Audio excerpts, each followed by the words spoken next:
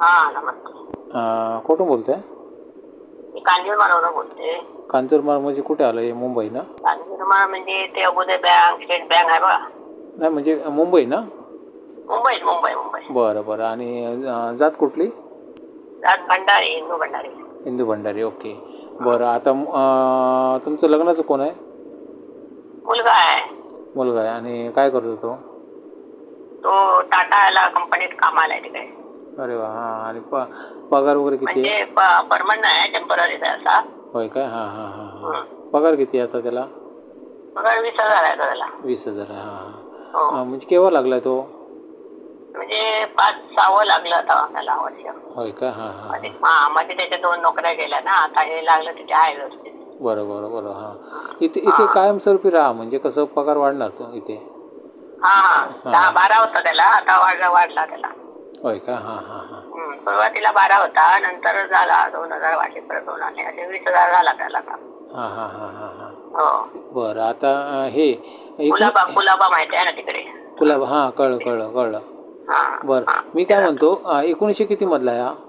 1982 आहे हो. 1982. आणि शिक्षण काय आलंय? हो. शिक्षण 12वी झालंय. शिक्षण 12वी. ओके. हो. 1982. ओके. ठीक आहे. 82चा डिसेंबर. आणि राहण्याची व्यवस्था कशी आहे? राहण्याची आम्ही चाळीमध्येच राहतो, कांजूरमार्गला. हां. 1+ आहे. हां. बाथरूम आतमध्ये आहे. ओके. हां. बरं. आणि गाव कुठे तुमचं? गाव मालवण, रेवंडी. मालवणातले आहात? कोकणातले तुम्ही? हां, रेवंडी, मालवण. हां हां हां. तांबळीवाडी आहे आमची रेवंडीला. Okay okay. हां हां. कळलं. भद्रकालीचं मंदिर आहे ना तिकडे. कळलं. नाही, लावलीत मी, जुळवलीत लग्न मी तिथे. हां. मी टोटल 15,000 लग्न जुळवलेली आहेत 20 वर्षात. हो ना. म्हणूनच तब्येत बरी नव्हती. बरी आहे ना तुमची आता? होय. ठीक आहे. सांभाळा तब्येतीला. होय. काय ना, आशीर्वाद आहे सगळ्यांचा. सगळ्यांचा आशीर्वाद. होय. रोजच्या रोज आशीर्वाद देतात लोक. आशीर्वाद आहे ना, मिळणारच ना आशीर्वाद तुम्हाला. एवढ्या लोकांचं चांगलं होतं.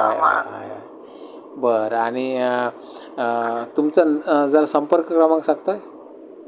माझा नंबर 99 67 28 59 25.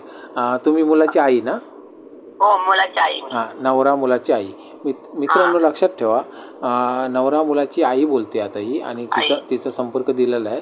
आणि हा नाही लागला तर नवरा मुलाच्या बहिणीचा संपर्क पण खालती दिलेला आहे. बहिणीचं काय दिला माहिती आहे? मी गावी जाणार आहे ना पुढच्या महिन्यात. हां. नेटवर्क नसणार. म्हटलं नंबर देऊन ठेवूया. बरं. तर मित्रांनो लक्षात ठेवा फक्त, हा जो मुलगा आहे ना, कांजूरमार्गला त्यांचं 1+1 आहे. आणि सगळं आतमध्ये आहे, म्हणजे सगळ्या सोयी सुखसोयी सगळ्या आतमध्ये आहेत. भंडारी समाजाचं स्थळ आहे. आणि टाटामध्ये कामाला आहे मुलगा. जरी परमनंट नसला तरी हळूहळू परमनंट होईल, कारण आता 5-6 वर्ष झाली जातं त्याला, आणि हळू होईल सगळं. आणि मुलाची आई बोलते. तुम्हाला अधिक माहिती जर हवी असेल तर मुलाच्या आईकडून तुम्ही घेऊ शकता, कारण मी व्हिडिओ विनाकारण लांबवत नाही, कारण बरंच काही बोलायचं असतं महत्त्वाचं. तर मित्रांनो लक्षात घ्या, बऱ्याच ठिकाणी म्हणजे कसं तुम्हाला चुकीचे कॉल वगैरे येतात, किंवा चुकीच्या कॉलना सामोरं जावं लागतं. त्यासाठी तुम्ही शहानिशा करणं गरजेचं आहे. आपण काय करतो, आपल्याला स्थळ मिळत नाही म्हणून आपण काय करतो की पटकन कुठल्या तरी व्यक्तीला आपण होकार देऊन टाकतो. पण तसं करू नका, घाई कधीच मारू नका, कारण लग्न हे एकदाच करा, इतकंच म्हणणं आहे माझं. मी जास्त लांबवत नाही व्हिडिओ, कारण बऱ्याच व्हिडिओमधून मी प्रत्येक व्हिडिओमध्ये मी बोध देण्याचा प्रयत्न करतो. तर तिथे कसं एकदाच खात्री करा आणि लग्न करा, कुठेही फसू नका, इतकंच म्हणतो आहे. आणि जर म्हणजे काही अडचण आली किंवा काय आलं तर निदान एकमेकांशी मॅसेज करण्याचा प्रयत्न करा, किंवा एकमेकांच्या चर्चेत राहा, कारण बऱ्याच ठिकाणी फसवणुकीचे प्रकार घडतात. अनाथ आश्रम म्हणा किंवा इतर, मी सगळं ते पूर्वी व्हिडिओ सांगितलेले आहेत, त्याच्यामुळे त्या विषयावर मी काहीच बोलत नाही आता. पण नवीन आयडिया लोक काढत असतात, आणि नवीन उपाययोजना आपण अंमलात आणाव्या लागतील आपल्याला. तर इथे आम्ही डायरेक्टली फोन नंबर शो करतो आहे, त्याच्यामुळे इथे फसवणुकीचा प्रकार इथे काही नाही. जे काय नवरा मुलाची आई, नवरा मुलाचे वडील, किंवा म्हणजे घरातील व्यक्ती कोणतरी, त्यांचे नंबर आम्ही शेअर करतो, किंवा वधू असेल तर तिच्या वडिलांचा वगैरे घरातल्या सदस्यांचा नंबर आम्ही शेअर करतो. म्हणजे इथे कुठलं फसवणूक नाही. फक्त एवढंच की तुम्ही एकमेकांची चौकशी करणं गरजेचं आहे. चौकशी करणं हा अधिकार आहे आपला, असं समजा. कारण कसं, पुढचे जे संकट आहे ते टळण्यासाठी चौकशी केलीच पाहिजे. त्याच्यामुळे एकमेकांची चौकशी करा आणि लग्न करा, सुरक्षित संसार करा. काही टेन्शन नाही, आमचे आशीर्वाद आहेत. आणि मित्रांनो, तुम्हाला जर या मुलासाठी जर मुलगी सुचवता आली नाही तर निदान शेअर करण्याचा प्रयत्न करा. जी कोण मुलगी बघते आणि तिला हे सुटेबल स्थळ असेल तर त्यामुळे नक्कीच मुलाच्या आईला डायरेक्टली संपर्क साधू शकते ती मुलगी. कारण इथे कुठलाही म्हणजे हे नाही, मध्यस्थ नाही आहे. त्याच्यामुळे इथे तुम्हाला पैसे लागणार नाहीत. त्यामुळे तुम्ही डायरेक्टली संपर्क साधा. तुम्हाला जर स्थळ आवडलं बिनधास्त चर्चा करा. कोण काही वेगळं बोलणार नाही काय या विषयावर, की मुलीच्या नातेवाईकांनी पण संपर्क करू शकता. तुमचे काय देण्याघेण्याचे जे व्यवहार आहेत ते आपसात तुम्ही करू शकता. असं काही नाही. जर तुम्ही सामोपचाराने विचार जर केला एकमेकांचा तर बरंच काही आहे. कारण कसं मध्यस्थी काय करतात की त्यांच्यानुसार म्हणजे मध्यस्थाच्या तालावरती नाचवावं लागतं. तर तो रोल आम्ही करत नाही. जेणेकरून कसं तुम्हाला तुम्ही चर्चा करून तुम्ही बरेच मार्ग सोडवू शकता एकमेकांना सांभाळून घेण्यासाठी. कारण एकमेकांना सांभाळून घेणं खूप गरजेचं आहे. कारण बऱ्याच वेळी आपण एक दुसऱ्यावरती हे टाकतो, दबाव टाकतो की बाबा मला अमुकच पाहिजे, तमुकच पाहिजे. हे करू नका. एकमेकांना सांभाळून घ्या. कारण आजची जी घडी आहे हे सांभाळून घेण्यासाठी आहे. कारण तुम्ही आज नाही सांभाळून घेतला तर उद्या भविष्य खूप वाईट होणार आहे. कारण आज सुरुवात आहे ही. सुरुवातीला जर सांभाळून नाही घेतला तर भविष्य खूप अंधारात जाणार आहे. ते घडू नये यासाठी मी सांगतो आहे लोकांना सगळ्याच की तुमचे जे व्यवहार आहेत ते प्रामाणिकपणे एकमेकांना सल्लामसलत करून व्यवस्थित सोडवा. बाकी राहिला शिक्षणाचा भाग, तर बऱ्याच मित्रांना सांगतो आहे की माझ्याजवळ अशी पण काही प्रकरणं आहेत की अतिशय उच्च शिक्षित आहेत. म्हणजे डिग्रीवाली, MCOM, MSc वगैरे अशी टॉप लेवलची डिग्री आहेत. त्यांचं उत्पन्न बघाल तर त्यांचं उत्पन्न कमी आहे आणि कमी शिकलेल्या मुलांचं मात्र उत्पन्न बऱ्यापैकी आहे. असे पण प्रकार माझ्याकडे आहेत. पण म्हणजे कसं शिक्षणावरच आपण हे ठरवलं पाहिजे. म्हणजे काय म्हणतात त्याला की आपल्याला सुशिक्षित हे पाहिजे असंही पकडू नका. एखादा घर जिथे सुख आहे तिथे तुम्ही विचार करायला हरकत नाही. नाहीतर बऱ्याच ठिकाणी काय होतं की नाही बंगला, गाडी सगळं रेडी पाहिजे. तर मुलींना पण मी एक सूचना करतो की तुम्ही घरून जे घेऊन येणार आहात विचार करा. मी कोणाला आक्षेप करत नाही आहे. फक्त मी तुमचा भाऊ आहे, तुमचा काका आहे, मी इतकंच लक्षात ठेवा. मी तुम्हाला एवढंच सूचना करतो की तुम्ही घरून जे घेऊन येणार ते आयुष्यभर पुरणार नाही आहे, हे लक्षात ठेवा. त्याच्यामुळे एखादं घर तुम्हाला जर सुख देत असेल तर तिथे नक्कीच विचार करायला हरकत नाही.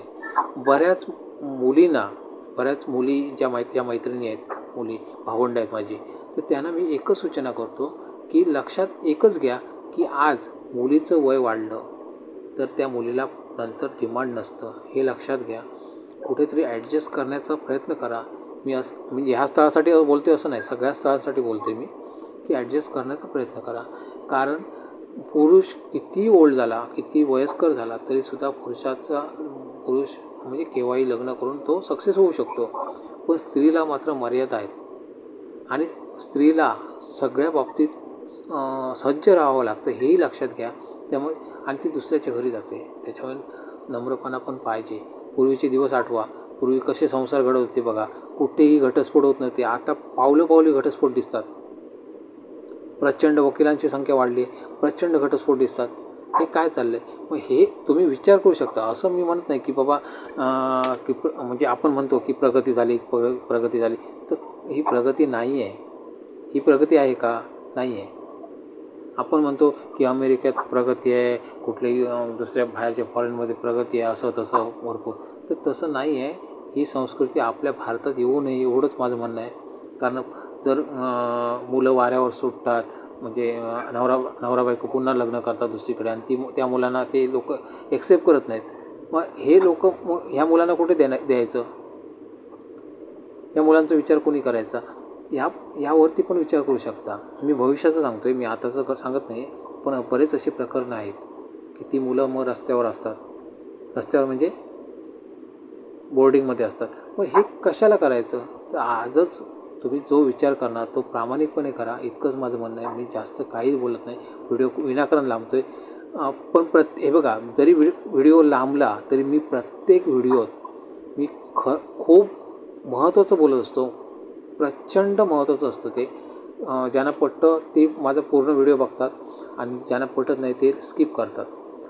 मी असं म्हणत नाही की सगळेच माझा व्हिडिओ बघणार आहेत आणि बघायलाच पाहिजे असं मी म्हणत नाही. ज्यांना गरज आहे खरंच म्हणजे समाज प्रबोधनाची किंवा इतरांना शेअर करण्याची ते लोक नक्कीच माझे फ्रेंड असणार आहेत.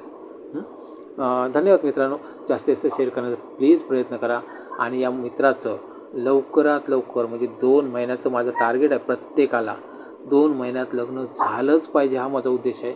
हे माझं टार्गेट मी बनवून आहे. तर कृपया माझी इज्जत राखा आणि जास्तीत जास्त शेअर करण्याचा प्रयत्न करा. धन्यवाद.